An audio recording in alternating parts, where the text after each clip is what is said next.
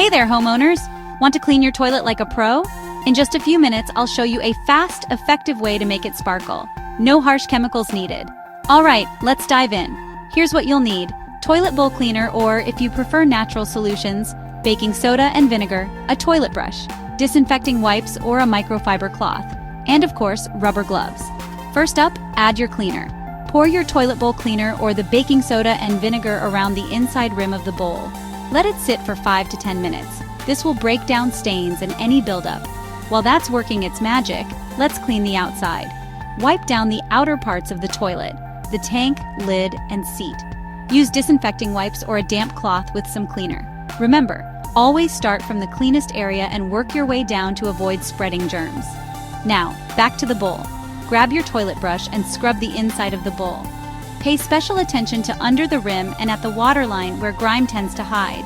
Once you're done scrubbing, go ahead and flush to rinse everything away. For the final touch, wipe the flush handle and the seat again. And if you want to go the extra mile, add a toilet bowl clip or drop-in cleaner for that lasting freshness. And there you have it, a sparkling toilet in under 10 minutes. Follow me for more pro cleaning tips or book your cleaning with your company name. Catch you in the next video.